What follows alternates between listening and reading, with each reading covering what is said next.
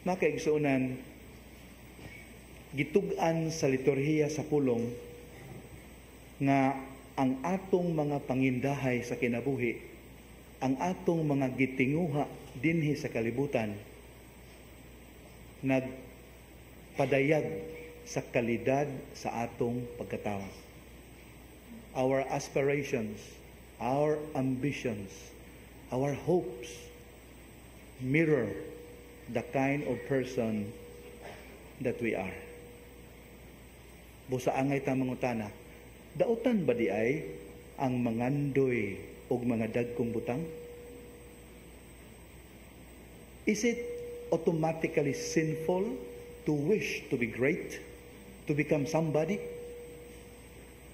Makaigsunan, kung ang patubago na to ang unang pagbasa, makaingon gyud ta nga dautan ang ambisyon. Kung kini maghatod ka nato sa paghimo sa atong isig kaingon nga kahimanan alang sa pagkabot sa atong mga tinguha. Kung ato ganing isipon ang mga tao nga dispensable, mahimo lang silang means to an end. Muna mo gamit tag tao aron makabot nato ang atong gusto.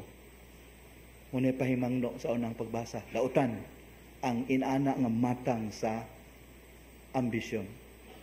Mabito ang magigsuunan matod sa mga karaan, samtang nagtungas kuno ta sa dalan sa kalampusan na ining kinabuhia, siguroon jud kuno nato nga maayo tang mutimbaya sa mga tao nga atong masugatan.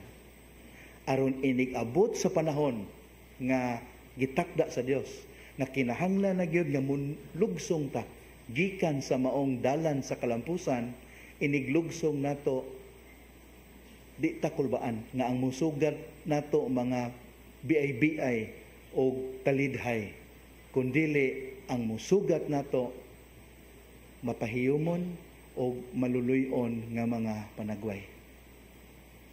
Think about it, kanang kinaadman sa mga karaan.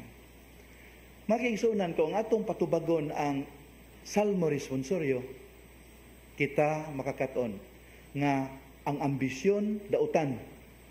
Kung kini maghimo ka natong arogante, kung kini maghimo ka nato nga walay kahadlok sa Dios ug walay pagtahod sa isig kaingon. Ang ingon ana nga matang sa ambisyon dautan. Palihog pamalandungin ninyo Isaiah chapter 14 verses 13 to 14. Isaiah 14, 13 to 14. Talang ko hinumduman nga sugilanon makaigsuonan, diya ko no'y usa ka public official nga gisita sa traffic enforcer kay nihimo mag-violation. Pag-abli, imbis mangayog dispensa, mangayo og kanang exemption, mangayog pasensya, arogante kayong naingon, do you know who I am? O ang enforcer po, may nanagani kay di prinsipyo nga tao, maingon, there's no need for me, sir, to know who you are. I know what kind of person you are by the way you speak. Na itong balansihon, na po istorya, pare. O pare, mo po nga sitwasyon, naanad lagi kay langayan man, so hapit na malit sa schedule. So niagi sa no entry. So sinatimingan man nga dihay traffic enforcer nga wajoy palabyon. Nya di pa yung Katoliko. Nya naanad man siya lagi, pare. O, abli dayon sa bintana. Pakita ding Roman color dere. Ana. Siya pare ko, ma'am. Na ako'y schedule, nya hapit ko malate. Mo pasensya na, dili lang ko agi. Pag maingon ko nutong niya, tayo may di man Katoliko, ay bisag madre pa ka, father. Di pwede, kaya no entry ni. Wa tayo respeto sa isig kaingon, kung arogante ta, ang maong matang sa ambisyon, dautan.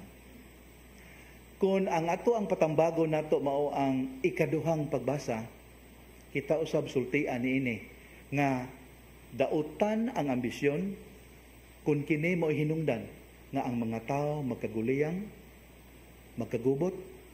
Dautan ang ambisyon kung kini mo'y hinungdan sa kabangis o kapintas.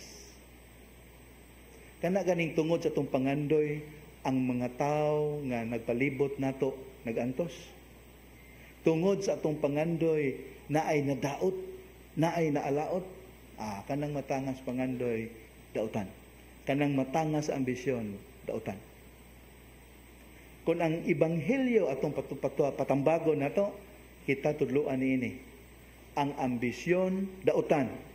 Basta kini magtudlo kanato nga mahimong isipan, mapahitason og walay pagpakabana. Ngano nakaingon ko niana, natanawa ra gud. Kabantay mo gipanguta ang Ginoo ni sulti nila sa iyang mga tinun-an nga mamatay siya, sakiton, budhian apan mabanhaw human sa tulo ka adlaw.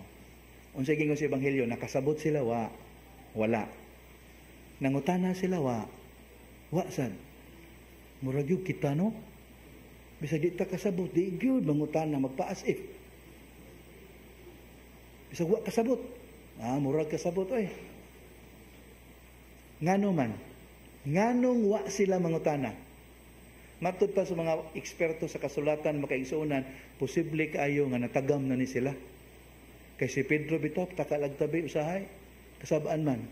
Get behind me, Satan. Yati na ringan lang tag Satanas aning wrong ato ang pangutana. Hilom-hilom na lang ta.